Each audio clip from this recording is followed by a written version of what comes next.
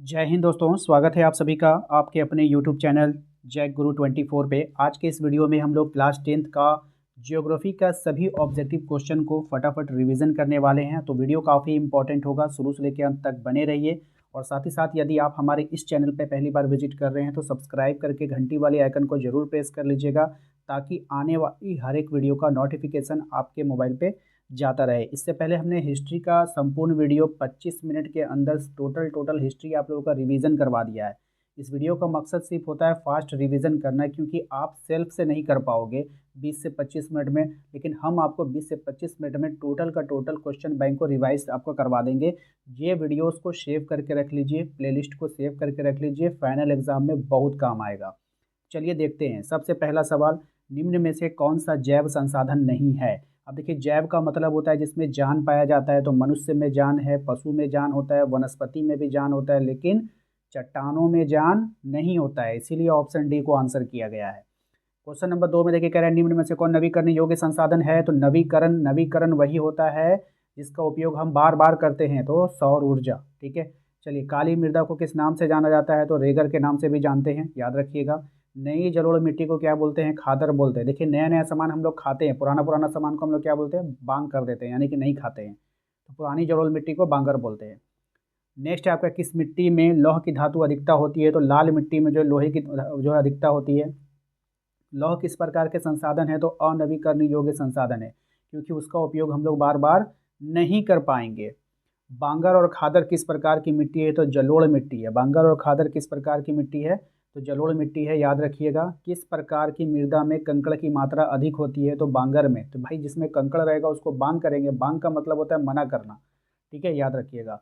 Next होता है हम लोग, भारत की कुल क्षेत्रफल का कितना प्रतिशत क्षेत्र पठारी भाग है। तो 27% पठारी भाग है। सामाप्यता के आधार पर संसाधन कितने प्रकार के होते हैं। तो 2 प्रकार के होते हैं, याद रखिएगा।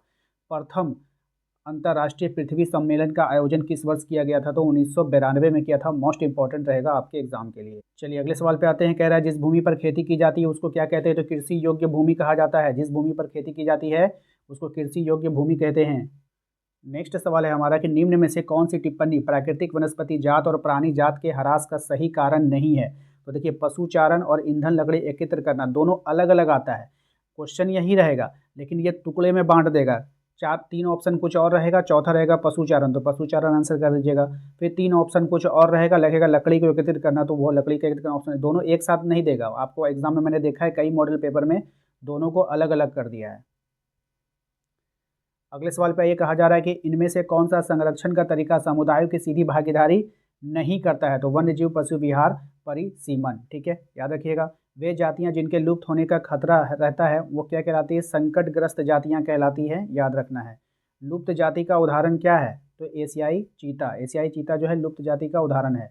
अगले सवाल पे ये कह रहा है कि वन और बंजर भूमि जो सरकार, व्यक्ति और समुदायों के स्वामित्व में होता है उन्हें क्या कहते हैं। तो अवर्गीकृत वन कहा जाता है। नेक्स्ट आइए, कह रहा है आपका निम्नलिखित में से किस राज्य में सर्वाधिक अस्थायी वन क्षेत्र है। तो कहाँ पे है भाई, मध्य प्रदेश में है, याद रखिएगा। अगले सवाल पे आइए, कह रहा है निम्नलिखित में से कौन सा पक्षी द क्रिटिकल प्रजाति के श्रेणी में नहीं आता है। तो मोर। ठीक है। और गुलाबी सिर वाला जो बत्तख है वो कौन से किस में आता है, हमें कमेंट बॉक्स में कमेंट कीजिए, क्योंकि मेन वाले चैनल में मैंने बताया था कि गुलाबी सिर वाले बत्तख किस श्रेणी में आते हैं। अगले सवाल पे ये कह रहा है निम्न में से किस जीव के लिए जैव विविधता बहुत महत्वपूर्ण है। तो किस जीव के लिए है। तो मनुष्य के लिए बहुत महत्वपूर्ण है। नेक्स्ट सवाल है आपका, काला हिरन निम्नलिखित में से किस श्रेणी के जीवों का है। तो लुप्त प्रजातियां हैं, ये लुप्त प्रजातियों में आता है। नेक्स्ट है, विभिन्न प्रकार के पौधों और प्राणियों को विभिन्न श्रेणियों में निर्धारित कौन सी एजेंसी करता है। ये सवाल भी अच्छा है, एग्जाम में आया हुआ सवाल है। अंतर्राष्ट्रीय प्राकृतिक संरक्षण और प्राकृतिक संसाधन IUCN, तो वहाँ पर सिर्फ IUCN ही दिया गया था। ठीक है। क्वेश्चन नंबर 11 में आइए, कहा जा रहा है आपसे कि 1952 में भारत में निम्न में से किस प्रजाति के विलुप्त घोषित कर दिया गया है। तो एशियाई चीता को विलुप्त घोषित कर दिया गया है। नेक्स्ट है आपका, निम्न में से कौन भारत के वनों और वन्य जीव संसाधन प्रबंधन के प्रभारी हैं। तो वन विभाग है। ठीक है। अगला सवाल है हमारा, निम्नलिखित में से किस वर्ष में बाघ परियोजना शुरू किया गया था। मोस्ट इंपॉर्टेंट सवाल रहेगा एग्जाम के लिए, 1973 में। ठीक है, याद रखना है। नेक्स्ट है आपका, निम्न में से किस राज्य में अस्थायी जंगलों के तहत सबसे बड़ा क्षेत्र है। तो कहाँ है भाई, मध्य प्रदेश में। मोस्ट इंपॉर्टेंट रहेगा एग्जाम के लिए। हिमालय यव क्या है, एक औषधीय पौधा है, याद रखिएगा, वेरी वेरी इंपॉर्टेंट सवाल है। नेक्स्ट आते हैं हम लोग 1991 में संरक्षित प्रजातियों की सूची में पहली बार किस प्रजाति को शामिल किया गया था? तो पौधों को शामिल कर लिया गया था। अगले सवाल पे आइए, कहा जा रहा है निम्नलिखित में से कौन स्थानिक जाति का उदाहरण है? तो निकोबारी कबूतर। बहुत ही अच्छा सवाल है, एग्जाम में कई बार आता है। चिपको आंदोलन का उद्देश्य क्या था? तो वनों का संरक्षण करना, यानी वन से लोग चिपक जाते थे और वनों को काटने नहीं देते थे, तो इसी को कहा गया चिपको आंदोलन। सरिस्का वन्यजीव अभ्यारण्य किस राज्य में? बहुत ही इंपॉर्टेंट सवाल है, तो राजस्थान में है। ठीक है। भारत में वनस्पतियों की कितनी प्रजातियां पाई जाती है? तो 47,000 प्रजातियां पाई जाती है। ये सभी वेरी वेरी इंपॉर्टेंट सवाल गुजर रहा है अभी आपके स्क्रीन पे, तो सबको ध्यान से पढ़िएगा। सुंदरवन राष्ट्रीय पार्क किस राज्य में? बहुत ही अच्छा सवाल, पश्चिम बंगाल में, याद रखिएगा। नेक्स्ट है बीज बचाओ आंदोलन का क्या था? तो टिहरी के किसानों के द्वारा बिना रासायनिक खाद की फसलों का उत्पादन, बीज बचाओ आंदोलन। यानी क्या होता था ना कि बीज को छींट दिए और उस पर रासायनिक जब कीटनाशक छींटते थे तो बीज खराब हो जाता था, तो इसीलिए उसका नाम दिया गया बीज बचाओ आंदोलन, कि यानी हम लोग जो है रासायनिक खाद का प्रयोग नहीं करेंगे, देसी खाद का प्रयोग करेंगे। ठीक है। नेक्स्ट आता है आपका उड़ीसा और बिहार की जनजातियां शादी के दौरान किस वृक्ष की पूजा करती है? तो इमली और आम की पूजा होती है। ठीक है। अगले सवाल पर ये कहा जा रहा है कि राजस्थान के अलवर जिले में 5 गांवों के लोगों ने 1200 हेक्टेयर वन भूमि भैरव देव डाकब सेंचुरी को घोषित कर दी। इसका क्या उद्देश्य था? शिकार पर रोक और बाहरी लोगों की घुसपैठ, वन्य जीव को बचाना, है ना, शिकारी पे रोक कर देना। सबसे तेज स्तनधारी प्राणी कितने किलोमीटर प्रति घंटा की गति से दौड़ते हैं? तो 112 किलोमीटर प्रति घंटा की गति से दौड़ सकते हैं। अगले सवाल पे ये कहा जा रहा है भारत में 1951 और 1980 के बीच कितने वर्ग किलोमीटर को वन क्षेत्र कृषि भूमि में परिवर्तित किया गया था? तो ये हो जाएगा 26,200 वर्ग किलोमीटर क्षेत्र को। 1952 में नदी घाटी परियोजना के कारण कितने वर्ग किलोमीटर क्षेत्रों को साफ करना पड़ा था? तो 5,000 वर्ग किलोमीटर को साफ करना पड़ा। भारत में जैव और उपजातियों की कितने प्रतिशत संख्या पाई जाती है? तो 8%, याद रखिएगा। दुनिया का सबसे तेज स्तनधारी प्राणी कौन सा है? तो चीता और बिल्ली दोनों है, याद रखना है। सामान्य जातियों में से क्या अभिप्राय है? तो सामान्य जातियों में से जो अभिप्राय होगा, जिनकी संख्या जीवित रहने के लिए सामान्य मानी जाती है, मतलब काफ़ी है कि वो लोग जी सकते हैं। और किसी भी चीज़ को जीने के लिए, मतलब जीने से मतलब है कि ऐसा नहीं कि सिर्फ वो अपना ज़िंदगी जी रहे हैं, मतलब वो अपना वंश भी आगे बढ़ाएंगे, तो उसमें मेल फीमेल कैटेगरी का होना बहुत ज़रूरी है। मतलब इतना है कि वो लोग अपने वंश को जिंदा रख सकते हैं। ठीक है। अगले सवाल पर ये कह रहा है एशियाई चीता और गुलाबी सिर वाली बत्तख किन उपजातियों में शामिल है? तो लुप्त में। याद है, अभी हमने आपसे पूछा था, तो बहुत सारे बच्चों ने कमेंट किया होगा, बहुत सारे लोग नहीं करते हैं कमेंट। पता नहीं आप लोग कमेंट करने से क्यों डरते हैं भाई। यहाँ पे कमेंट करोगे ना तो यहाँ पे गलती हो जाएगी, लेकिन एग्जाम में गलती नहीं होगी, तो इसलिए कमेंट किया करो। ठीक है। चलिए अगले सवाल पे आते हैं।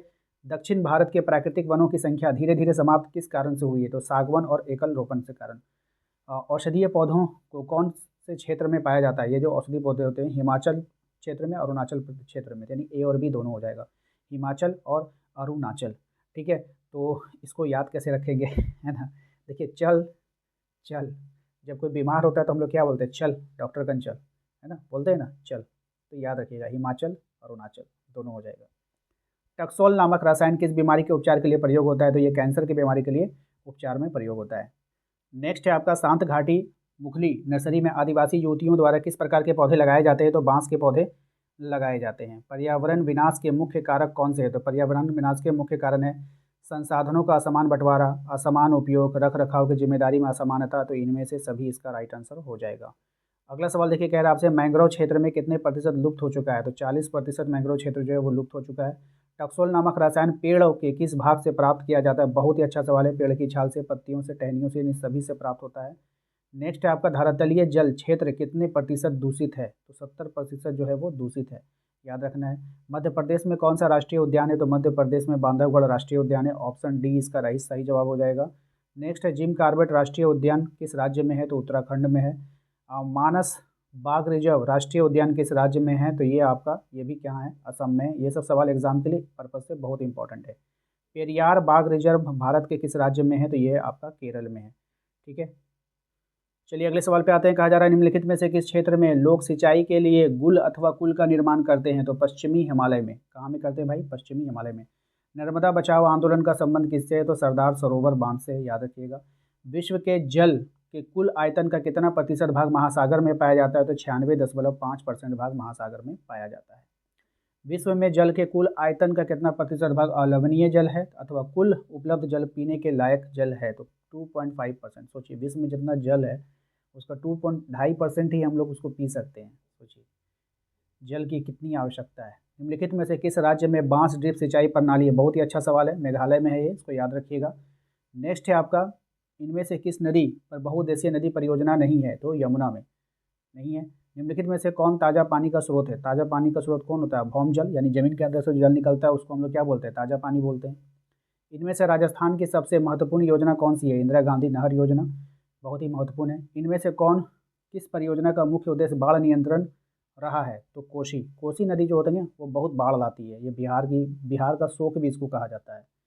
ठीक है, अगले सवाल पे आते हैं। कह रहा है कि भारत में नदियों पर अत्यधिक दुष्प्रभाव किस पर पड़ा है? भाई बढ़ती जनसंख्या, नगरीकरण और औद्योगिकरण और कृषि आधुनिकीकरण, इनमें से सभी इसका राइट आंसर होगा। ठीक है, किसने कहा कि बांध आधुनिक भारत का मंदिर है? मंदिर में पंडित जी रहते हैं, तो पंडित जवाहरलाल नेहरू, ऑप्शन डी इसका राइट आंसर होगा।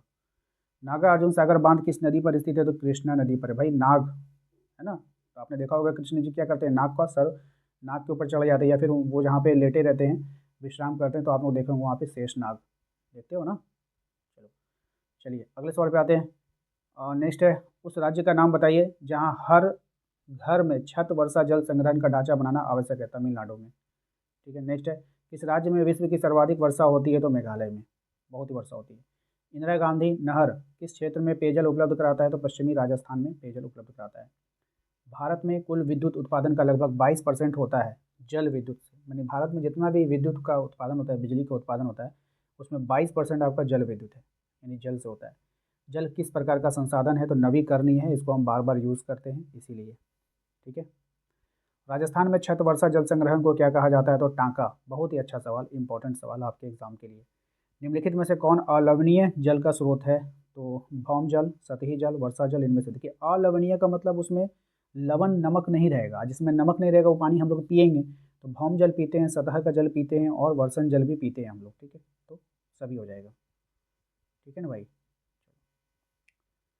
अगले सवाल पे, जल दुर्लभता का कारण क्या हो सकता है? भाई बढ़ती जनसंख्या, जल का समान वितरण, जल संरक्षण का ना होना, तो इनमें से सभी इसका राइट आंसर हो जाएगा। मोस्ट इंपॉर्टेंट सवाल है ये सब। अगले सवाल पे, धरातल का कितना भाग जल से ढका हुआ है? तो 3/4 भाग जो है वो जल से ढका हुआ है। निम्नलिखित में से जल की खराब गुणवत्ता का कारण नहीं है? तो असमान वितरण। बात समझ में आई। नेक्स्ट है आपका, जल प्रदूषण के कारण निम्न में से कौन सा समस्या उत्पन्न हो रही है? तो जल जनित बीमारियां हो रही है ना, जल से जो बीमारी उत्पन्न होती है वो हो रही है। इनमें से कौन प्राचीन भारत की सबसे बड़ी कृत्रिम झीलों में से एक है? तो भाई भोपाल झील। भोपाल झील जो है बहुत ही प्राचीन है और कृत्रिम झील है। भारत में सिंचाई के प्रमुख साधन क्या है? भाई नहरें हैं, तालाब हैं, कुएं, नलकूप हैं, तो इनमें से सभी इसका राइट आंसर होगा। वर्षण से प्राप्त जल कैसा होता है? अलवणीय होता है, मतलब उसमें नमक नहीं होती है। ठीक है, इसको पी सकते हो। यमुना नदी किन दो शहरों के बीच सबसे अधिक प्रदूषित है? तो दिल्ली और इटावा में यमुना नदी बहुत प्रदूषित है। बृहद क्षेत्र में जल की उपस्थिति के कारण ही पृथ्वी को क्या कहते हैं? तो नीला ग्रह कहते हैं। मतलब बहुत ज़्यादा, मतलब सोच रहे हो इतना जल है यहाँ पर, किसको नीला ग्रह का नाम दिया गया है। निम्न में से किन कारणों से छत वर्षा जल संग्रहण खासकर राजस्थान में आमतौर पर की जाती है? तो पीने के पानी को संग्रहित करना। ठीक है, ऑप्शन नंबर सी इसका राइट आंसर होगा। नेक्स्ट जो सवाल है, जल सांभर प्रबंधन क्या है? तो ये भौम जल का दक्ष प्रबंधन है, धरातलीय जल साधन का दक्ष प्रबंधन है, तो दोनों है इसका, याद रखिएगा। अगले सवाल पे आइए। कहा जा रहा है आपसे कि भौम भारत में जल का सबसे अधिक उपयोग किया जाता है सिंचाई में। कहाँ पे किया जाता है बाबू? सिंचाई में किया जाता है। नेक्स्ट है आपका, मध्य अमेरिका में झूम की कृषि को किस नाम से जाना जाता है? तो मिल्पा के नाम से जाना जाता है, याद रखिएगा। निम्न में से रोपण कृषि का उदाहरण यहाँ पे, तो रोपण कृषि में आता है आपका गन्ना भी आता है और चाय भी आता है, याद रखिएगा। लेकिन आपके इसमें जो पूछा गया था चाय के बारे में, इनमें से कौन रबी फसल है आपको बताना है। तो चना जो है वो आपका रबी फसल है। सुनहरा रेशा किस फसल को कहा जाता है? तो जूट को कहा जाता है, सुनहरा रेशा कहा जाता है। ठीक है, याद रखना है। अगले सवाल पे आते हैं, भारत के किस राज्य में धान का उत्पादन सबसे अधिक होता है? तो पश्चिम बंगाल में धान का जो उत्पादन होता है वो सबसे अधिक होता है। धान की फसल का उत्पादन के लिए तापमान कितना चाहिए? टेम्परेचर तो 25 डिग्री चाहिए। ठीक है, किस प्रकार के मृदा में कपास की खेती होती है? तो कपास की खेती काली मृदा में होती है। क से कपास, क से काली, याद रखिएगा।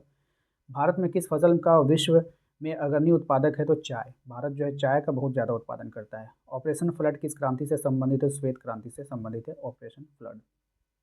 याद इसको याद कैसे रखिएगा, ऑपरेशन कौन करता है? डॉक्टर। डॉक्टर कैसे कपड़े पहनते हैं? सफ़ेद कपड़े पहनते हैं। बात समझ में? श्वेत क्रांति। अगले सवाल पे आते हैं, कह रहा है कि भारत की प्रमुख खाद्य फसल क्या है? तो भाई चावल और गेहूँ। चावल और गेहूँ क्या है? प्रमुख खाद्य फसल है।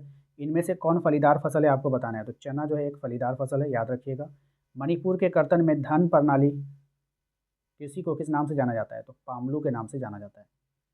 नेक्स्ट है भारत में चाय का प्रमुख उत्पादक राज्य कौन है? तो असम। असम में बहुत ज़्यादा चाय होता है, ठीक है। अब देखिए चाय हम लोग ज़्यादातर कब पीते हैं? सुबह और शाम। सुबह यहाँ पर से सुबह से कोई बन रहा है? नहीं बन रहा है। शाम से असम बन रहा है। चाय कब पीते हैं भाई? सुबह में और शाम में, दो ही। तो सुबह से कोई शहर नहीं बन रहा है, लेकिन शाम से असम बन रहा है, ठीक है। बात समझ में आया? विश्व के कपास के उत्पादन में भारत का स्थान क्या है? तो भारत का स्थान दूसरा है, दूसरे स्थान पे कपास का उत्पादन करता है, ठीक है भाई। तो इसको कैसे याद करेंगे ट्रिक से? कपास, पास। जब कोई आदमी पास जाता है तो किसके पास जाओगे? एक दूसरे के पास ही ना जाओगे, तो दूसरा, ठीक है। अकेले तो किसी के पास नहीं जाओगे ना। आप अकेले खड़े हो, ठीक है, आप अकेले खड़े हो यहाँ पे, तो कोई कह सकता है कि आप किसके पास हो? नहीं। लेकिन दूसरा व्यक्ति आएगा तो हम कह सकते हैं दोनों पास पास खड़े हैं, कपास, यानी कि दो व्यक्ति होना जरूरी है। नेक्स्ट सवाल पर देखिएगा ध्यान से। कहा जा रहा है निम्नलिखित में से कौन सा खनिज पदार्थ के अवशिष्ट भार को त्यागता हुआ चट्टानों के अपघटन से बनता है? तो बॉक्साइट जो है चट्टान के अपघटन से बनता है, याद रखना है। झारखंड में स्थित कोडरमा निम्नलिखित में से किस खनिज के में अग्रणी है? तो अभ्रक। कोडरमा में क्या होता है? अभ्रक सबसे ज़्यादा उत्पादन होता है। निम्न में चट्टानों में से चट्टान के स्तरों को खनिजों का निक्षेपण और संचयन होता है? तो भाई कायांतरित चट्टानों से होता है खनिजों का निक्षेपण और कायांतरण। मोनाजाइट रेत में निम्नलिखित में से कौन सा खनिज पाया जाता है? तो थोरियम पाया जाता है। ये काफ़ी अच्छा सवाल है। भारत का सबसे बड़ा बॉक्साइट उत्पादक राज्य जो है वो उड़ीसा है, याद रखिएगा। नेक्स्ट है कर्नाटक में लौह अयस्क खाने 100% इकाई है निर्यात का, वो निर्यात करता है, ठीक है। नेक्स्ट है इसमें पवन महाशक्ति का दर्जा प्राप्त है भारत को। भारत में पवन महाशक्ति है कहते हैं इसमें, यानी कि पवन ऊर्जा से बहुत ज़्यादा उपयोग भारत में ही होता है। मैग्नीशियम नामक तथा ब्रोमाइन जैसे खनिज अधिकतर प्राप्त होते हैं समुद्री जल से, ठीक है। गुजरात का सबसे महत्वपूर्ण तेल क्षेत्र कौन सा है? अंकलेश्वर। अंकलेश्वर जो है तेल क्षेत्र में आता है। नेक्स्ट है सर्वोत्तम प्रकार का लौह अयस्क है मैग्नेटाइट। सर्वोत्तम प्रकार का जो लौह अयस्क है वो कौन है? मैग्नेटाइट है। बॉक्साइट से प्राप्त किया जाता है आपका एल्युमिनियम, याद रखिएगा। ऑप्शन बी इसका राइट आंसर हो जाएगा। तमिलनाडु में के लिग्नाइट भंडारों का प्रयोग मुख्यतः किया जाता है विद्युत के उत्पादन में। तो लिग्नाइट का प्रयोग जो होता है विद्युत के प्रयोगों में। लिग्नाइट, नाइट मतलब रात, रात में हमको क्या चाहिए? विद्युत चाहिए भाई, बिजली चाहिए, ठीक है, याद रखिएगा। चट्टानें निम्न में से समरूप तत्वों के यौगिक होते हैं? तो खनिज। चट्टानों में है ना क्या होता है? खनिज पाया जाता है। नेक्स्ट आइए अगले सवाल पे। कह रहा है कि प्रथम सीमेंट केंद्र कहाँ लगाया गया था? तो प्रथम सीमेंट केंद्र जो लगाया गया था वो चेन्नई में लगाया गया था, याद रखना है। अगले सवाल पे आते हैं। कहा जा रहा है आपसे भारत के 60% इस्पात केंद्र किन राज्यों में उपस्थित है? तो उड़ीसा और झारखंड में उपस्थित है। अगले सवाल पे आते हैं। कहा जा रहा है टेलीफोन, कंप्यूटर आदि निर्माण करने वाला औद्योगिक केंद्र कौन सा है? तो इलेक्ट्रॉनिक में आता है ये सब। नेक्स्ट है निम्नलिखित में से कृषि पर आधारित उद्योग है आपका? तो चीनी। चीनी आपका क्या है भाई? कृषि पर आधारित उद्योग है, क्योंकि पहले जो है आप लोगों का गन्ने को उगाया जाता है और गन्ने से तब चीनी फैक्ट्री में बनती है। नेक्स्ट है निम्नलिखित में से सार्वजनिक केंद्रों के लिए इस्पात का क्रय विक्रय करने वाली एजेंसी कौन होती है? NNCC। कौन हो जाएगा भाई? NNCC, ठीक है। निम्नलिखित में से किस उद्योग में कच्चे पदार्थ के रूप में बॉक्साइट का प्रयोग किया जाता है? तो एल्युमिनियम में जो है बॉक्साइट का प्रयोग होता है। भारत में जूट उत्पादन किस राज्य के महत्वपूर्ण स्थान है? जूट पश्चिम बंगाल में सबसे ज़्यादा है। ये मोस्ट इंपॉर्टेंट है एग्जाम के लिए। निम्न में से कौन सा उद्योग चूना पत्थर को कच्चे माल के रूप में प्रयुक्त करता है? तो सीमेंट उद्योग जो है कच्चे माल में चूने पत्थर का प्रयोग करेगा, और ये इंपॉर्टेंट रहेगा आपके एग्जाम के लिए। निम्न में से कौन सी एजेंसी सार्वजनिक क्षेत्र में स्टील बाजार में उपलब्ध कराती है? तो सेल, मोस्ट इंपॉर्टेंट रहेगा आपके एग्जाम के लिए। चलिए अगले सवाल पे आते हैं। कह रहा है निम्न में से कौन सा उद्योग बॉक्साइट को कच्चे माल के रूप में प्रयोग करता है? तो एल्युमिनियम प्रगलन। कौन करेगा? एल्युमिनियम प्रगलन करेगा। अगले सवाल पे आइए। कहा जा रहा है निम्न में से कौन सा उद्योग दूरभाष कंप्यूटर आदि संयंत्र निर्मित करता है? तो सूचना प्रौद्योगिकी, ठीक है। नेक्स्ट आते हैं। लौह इस्पात उद्योग को क्या कहा जाता है? तो आधारभूत उद्योग कहते हैं। वेरी वेरी इंपॉर्टेंट रहेगा आपके एग्जाम के लिए। पटसन उद्योग को हुगली नदी पर केंद्रित होने का क्या कारण है? कच्चा माल, सस्ता जल परिवहन, बाजार की सुविधा, तो इनमें से सभी, ठीक है। भिलाई इस्पात कारखाना किस राज्य में है? तो छत्तीसगढ़ में है। नेक्स्ट है पहला सफल सूती वस्त्र उद्योग 1854 में कहाँ लगाया गया था? तो ये हो जाएगा आपका मुंबई में। अगले सवाल पे आते हैं। कह रहे हैं इनमें से किसको भारतीय डाक संचार के तंत्र में प्रथम श्रेणी में डाक का समझा जाता है? तो कार्ड व लिफाफे, ठीक है, कार्ड व लिफाफे का प्रयोग किया जाता है। निम्न में से परिवहन के प्रकार कौन से हैं? तो भाई स्थल परिवहन भी होता है, वायु भी होता है, जल भी होता है, इसीलिए इनमें से सभी हो जाएगा। निम्नलिखित में से कौन सा समुद्री पत्तन और लौह अयस्क के निर्यात के संदर्भ में प्रमुख पत्तन है? तो मारमा गांव, ठीक है, याद रखिएगा। नेक्स्ट है आपका भारत में प्रकाशित समाचार पत्रों की सबसे बड़ी संख्या निम्नलिखित में से किस भाषा में है? तो हिंदी में, मोस्ट इंपॉर्टेंट रहेगा आपके एग्जाम के लिए। निम्न में से स्थल परिवहन का प्रकार कौन सा है? तो रेल परिवहन, सड़क परिवहन, ऑप्शन सी इसका राइट आंसर हो जाएगा। स्थल मतलब ज़मीन पे, तो ज़मीन पे तो रेल और सड़क यही दो ही परिवहन होगा। हवाई जहाज़ तो आसमान में चलता है और पानी वाला जहाज़ पानी में चलेगा। तो निम्नलिखित में से परिवहन का कौन सा साधन वाहनांतरण हानियाँ तथा देरी को घटाता है? तो पाइपलाइन। पाइपलाइन क्या होता है ना, मतलब ज़मीन के अंदर से पाइप लगा दो, अब यहाँ पे बटन दाबो तो झारखंड से तेल कहाँ चला जाएगा? बिहार चला जाएगा, बिहार से तेल यूपी चला जाएगा, मतलब ज़मीन के अंदर ही अंदर, कहीं कोई टेंशन वाली बात नहीं है, तो इसको पाइपलाइन बोलते हैं। भारत में सड़कों की क्षमता के आधार पर कितने वर्गों में बांटा गया है? तो 6 वर्गों में बांटा गया है। सड़कों को कितने वर्गों में बांटा गया है? 6 वर्गों में। सबसे लंबा राष्ट्रीय राजमार्ग कौन सा है? तो राष्ट्रीय राजमार्ग 7 यानी कि NH7। ठीक है, सबसे छोटा NH47 है, NH47 है, ये सबसे छोटा है। नेक्स्ट है राज्यों की राजधानियों को जिला मुख्यालय से जोड़ने वाली सड़क क्या कहलाएगी? तो महाराजमार्ग। ठीक है, याद रखिएगा। निम्न में से कौन सा परिवहन का साधन भारत के प्रमुख साधन है? तो सड़क परिवहन भारत का प्रमुख साधन है, क्योंकि आज भी ऐसी ऐसी जगहें हैं जहाँ पर रेलगाड़ी नहीं पहुँची है। दिल्ली और अमृतसर को किस राजमार्ग में आपस में जोड़ता है? तो भाई राजमार्ग संख्या 1। दिल्ली अमृतसर को NH1 जोड़ेगा।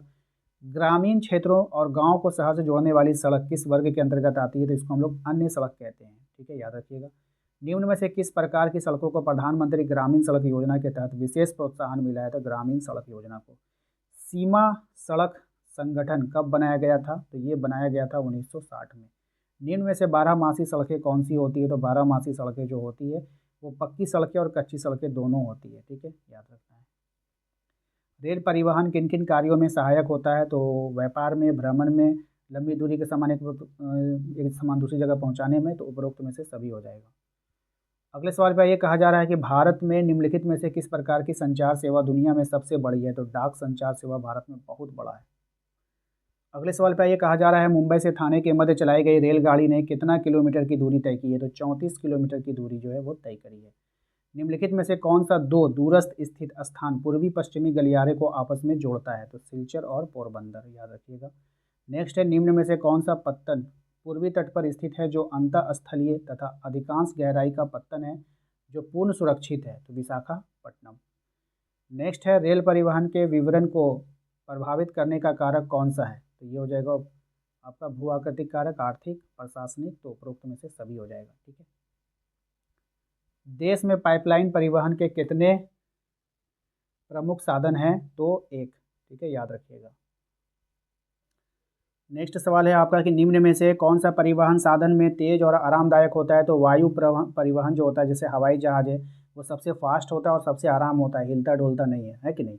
राष्ट्रीय राजमार्ग संख्या 1 निम्न में से किन दो स्थानों को नौका गम्य राष्ट्रीय जल मार्ग संख्या 1 जल मार्ग बता रहा है, किन स्थानों के बीच नौका गम्य है? यानी इलाहाबाद और हल्दिया के बीच जो है NH इसका जो राष्ट्रीय राजमार्ग होता है आपका, नेशनल जल मार्ग 1 जो होता है आपका, वो इलाहाबाद और हल्दिया के बीच चलता है, ये याद रखिएगा। देश के प्रमुख संचार साधन कौन से हैं? तो दूरदर्शन, रेडियो, प्रेस और सिनेमा, उपरोक्त में से सभी। ठीक है। अंतर्राष्ट्रीय व्यापार किसके द्वारा हो सकता है? तो अंतर्राष्ट्रीय व्यापार जो होगा समुद्री मार्ग के द्वारा होगा, हवाई मार्ग होगा, स्थलीय मार्ग भी हो सकता है, तो उपरोक्त में से सभी हो जाएगा। नेक्स्ट है आपका जल परिवहन के कितने प्रकार के होते हैं? तो 2 प्रकार के होते हैं। ठीक है। नेक्स्ट है आपका सबसे सस्ता जल परिवहन कौन सा है? तो सबसे सस्ता परिवहन कौन सा है? तो जल परिवहन। जल परिवहन जो होता है ना, वो सबसे सस्ता परिवहन होता है। उत्तरी रेलवे का जो मुख्यालय है वो कहाँ है भाई? तो दिल्ली में।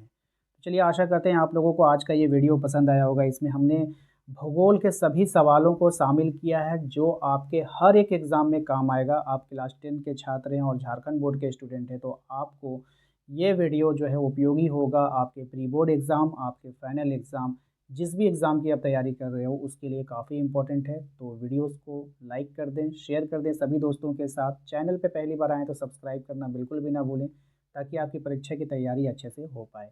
मिलते हैं नेक्स्ट अगले वीडियो में। Thank you.